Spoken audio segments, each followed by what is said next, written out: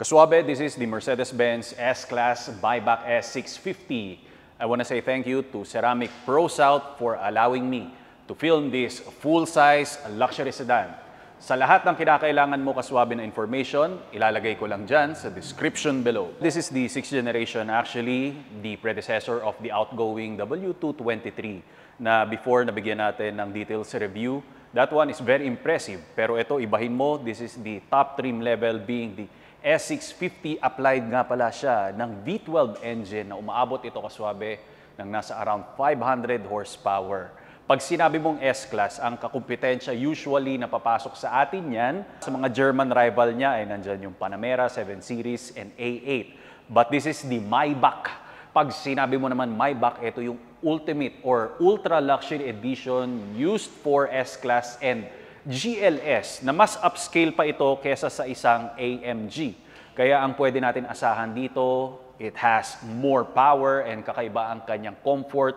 It has that exclusive element sa kanyang interior. So dito rin sa exterior niya actually kaswabe, napakaraming changes and mas iba ang size nito compared sa isang regular S-Class. Yan ang aalamin natin. After that, ipapa-experience ko naman sa inyo what kind of driving impression ang pwede natin makuha sa isang ultra luxury edition na S-Class, which is the Maybach S650. Kaswabe, let's begin. This Maybach S650 is equipped with Ceramic Pro's Premier Kabacha Ions Composite Paint Protection Film and the Ceramic Pro Gold Package. This vehicle receives the best of both worlds from both paint protection film and ceramic coating all in one. This combination allows for the vehicle's optimal paint protection and shine through Ceramic Pro's patented Flexible Ceramic Composite Technology or FCCT.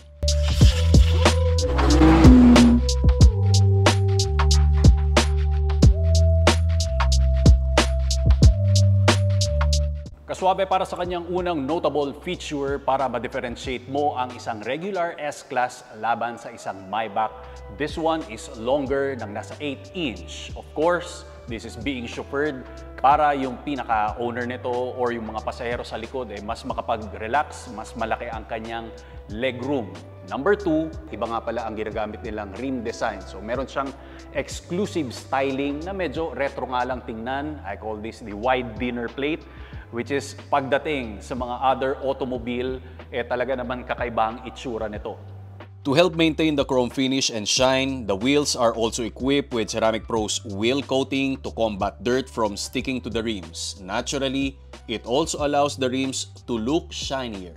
Followed by the luxurious font na Maybach na matatagpuan sa ating front fascia doon sa tailgate.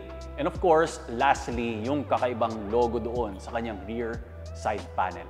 And kaswabe, as you notice, mas mahaba ang passenger door compared dito sa driver natin. Kasi dito dinagdag yung added na 8 inch para pwede mong i-recline yung ating mga VIP seating with massage. And you can play at the back seat. Plus, once na yung key fob nasa bulsa natin, it has a smart entry technology. So, i-touch mo lang. Actually, ayan, meron tayong power folding mirror. And once na ginrab natin yung handle, magbubukas siya. Pagbukas, ayan, medyo may added weight nga lang. Pag isasara naman natin, meron siyang tinatawag na vacuum or soft closing. Nandito nga lang yung aking head scratcher. Kasi kung makikita natin, napakaganda ng kanyang cosmetics. Pero hanggang dun lang pala yun dahil fake yung mga exhaust pipe natin na vacuum yung styling, yung mga tunay ay nasa ilalim. So, meron kang mga aluminum framing dito, of course, the S650 and Maybach na font dito sa pinakalikod niya. Ang iconic dyan ay yung kanyang rear taillights na may pagka-stardust effect. So when it comes sa kanyang main beam headlights, napaka-ultra high-tech pa rin. Once na nag-ignite on tayo, dancing yung mga lights, coming from doon sa mga micro crystals. And alam ko at nighttime, meron siya yung pinaka-ultra wide effect ng kanyang mga laser beam lights para sa added safety while you are driving, syempre. As you can see kaswabe, yung V12 indication nandun sa kanyang front fender. So we are expecting na mas agresibo ito compared sa isang regular na S-Class. Then yung 3 silver pointed star is nandito. You can move it forwards and backwards. Huwag lang masyadong paglaruan, unlike the Spirit of Ecstasy doon sa Rolls-Royce. Okay, so meron tayong hydraulic hood struts, kaya no problem. Diba? Pagbukas natin, very clean and organized nga pala dito sa ating engine bay kasi ang laki ng pinaka-plastic cover niya. Then meron ditong indication na akala mo V8 lang. Pero again, this is V12 doon sa kanyang successor na nakunan natin.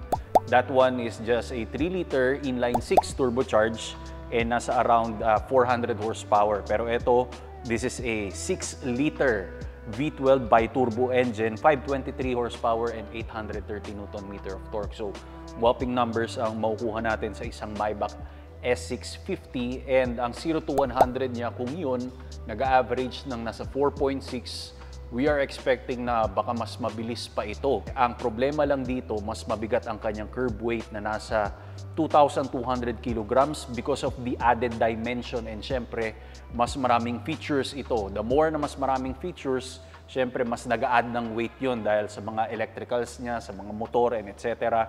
Okay, top speed is 250 kilometers per hour.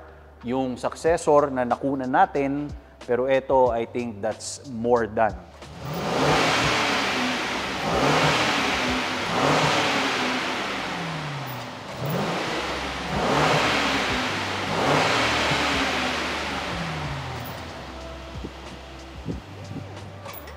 The Maybach's interior is also equipped with Ceramic Pro's interior coating.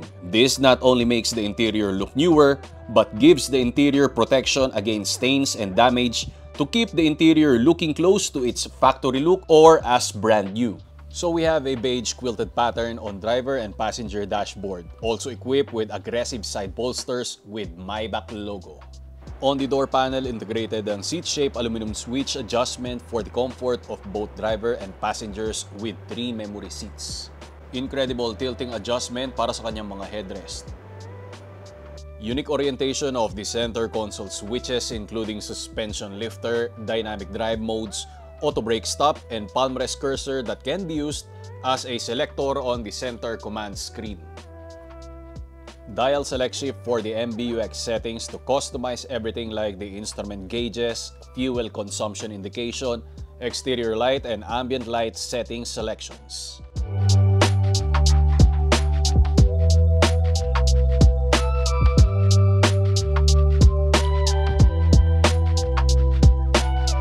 Luxurious quilted center armrest that can be opened on sidewards pati sa likod na direksyon na may wireless charging and USB memory card slot. Authentic scent of the Maybach perfume inside the glove box compartment pero hindi ko lang alam kung paano ito binivaporize. Exclusive 3-spoke leather wrap laminated wood panel and brushed aluminum Maybach steering wheel with paddle box shifters. This sweet spot is the business class VIP comfort seats para sa mga katulad natin na bossing na moneymaker for us to focus sa magandang kinabukasan ng ating pamilya. Pwede mo pang isagad to move forward ang first row seats to maximize the legroom for the insane relaxation. Here in the second row right side VIP seat, matatagpuan din ang lahat ng comfort settings that can be adjusted by pressing and pulling the aluminum switches for the panoramic moonroof, side window, and rear quarter side privacy shades. Siyempre, hindi pwedeng successful lang. Dapat pagbababa ng Maybach pogi pa rin. Kaya merong nakakabit sa roofliner na dual vanity mirror with vanity lights for the VIP seats. A long center tunnel to experience the exclusivity and climate setting adjustment for the VIP row. AC adjustment to open and close the blower fan is the same orientation like the Rolls-Royce automobiles. 12-volt center power outlet na may katabing malalim na storage and cup holders na pwedeng i-chill bago mag-init ang buong araw. Pero you can also warm it by pressing the icon switch.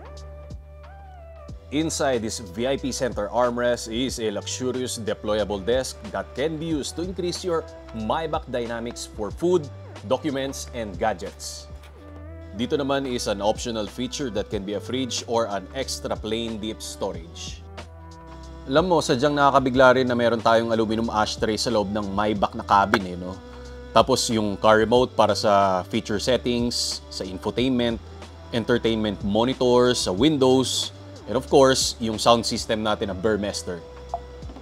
You can visit Ceramic Pro South at number 63 Dr. A. Santos Avenue, Sucat, Parañaque, right beside the Skyway entry ramp and Goodwill Subdivision. Magawin naman tayo sa test drive impressions of the Maybach S650 V12. Kaswabe, we are behind the wheel of the W222 S-Class Maybach. Hindi tayo kadalasan nakapagmaneho ng mga full-size sedan. Pero again, we are behind the wheel. And ang nakakagulat rito, kaswabe, napakatahimik niya even though it has that V12 very big engine, kaswabe, applied with bi-turbo. It gives 523 horsepower and 830 Newton meter of torque. Pero mararamdaman mo rito sa cabin niya, sobrang tahimik, as in very discreet yung outside world. Wala tayong marinig. Very impressive.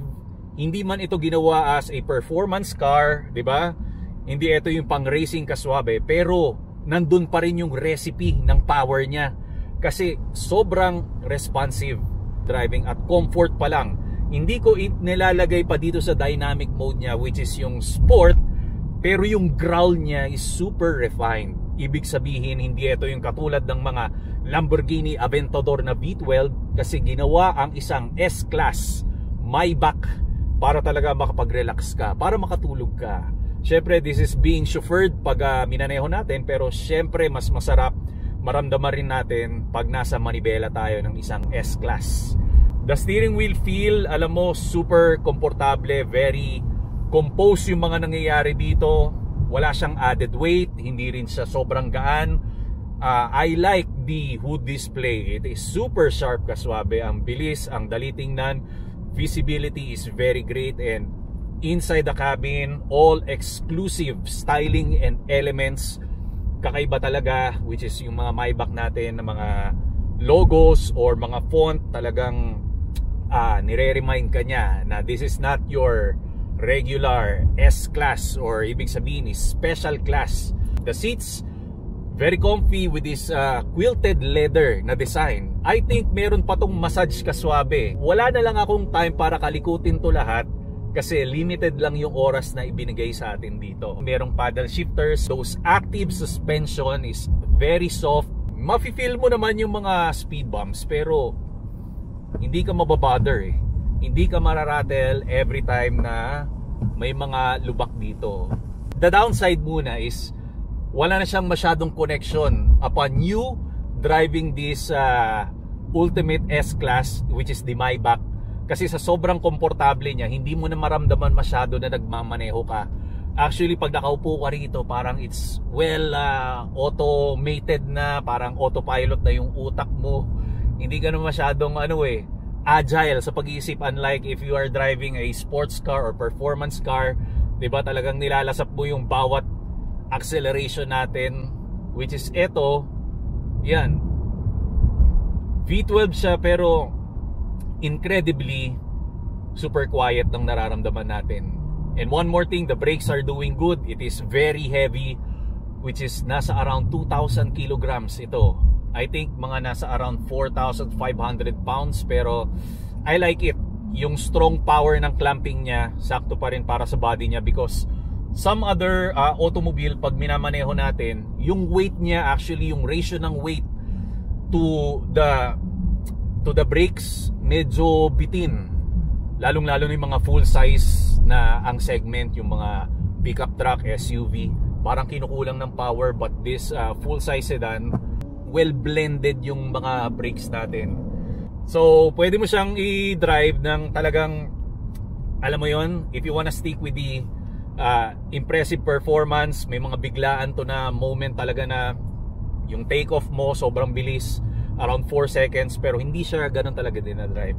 I mean, this one is driven for you to be, alam mo yon, being cool, diba? Relax ka lang.